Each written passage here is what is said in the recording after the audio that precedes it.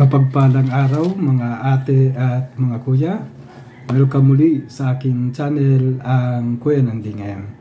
Ang ibabahagi ko ngayon ay mula sa Ebanghelyo ni San Lucas, chapter 1, verses 26 to 38. Sa ika-6 na buwan, isinugo ng Diyos ang Anghel Gabriel sa isang bayan na Galilea na tinatawag na Nazaret.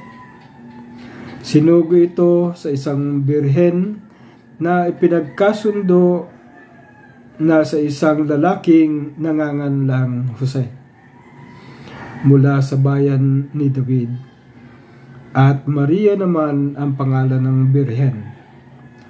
Pumasok ang anghel at sinabi sa kanya, "Matuwa ka, upospos ng grasya. Sumainyo ang Panginoon." Nabagabag naman si Maria dahil sa pananalitang ito at pinagwari kung ano ang pagbating ito. Ang sinabi ng anghel sa kanya, "Huwag kang matakot, Maria, dahil may magandang niluloob ang Diyos para sa iyo. At ngayon maglili ka at manganganak ng isang lalaki na panganganlang mong Jesus. Magiging dakila siya at tatawagin siyang anak ng kataas-taasan, at ibibigay sa kanya ng Panginoong Diyos ang trono ng kanyang ninunong si David. Maghahari siya sa angkan ni Jacob magpakailanman. Talagang walang katapusan ang kanyang paghahari."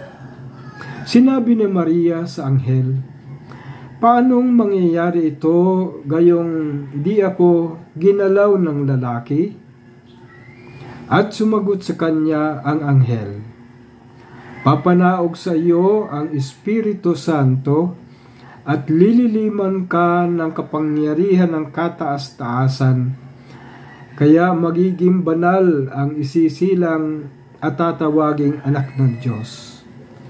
At nagdalang tao naman ngayon ang pinsan mong si Elizabeth sa kabila ng kanyang katandaan, at nasa ika-6 na buwan na siyang itinuturing na baog.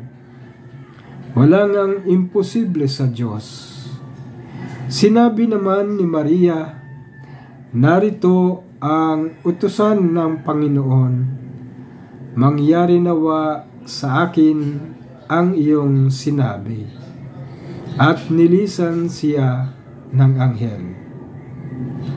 Ang Ebanghelyo ng ating Panginoon.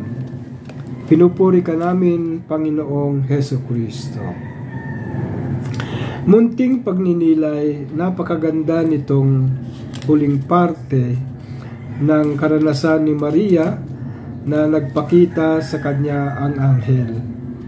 Dahil ngayon ay ika-5 araw ng Misa de Gallo, at pinahalagahan ang pagsunod at pagpapasakop sa kagustuhan ng Diyos.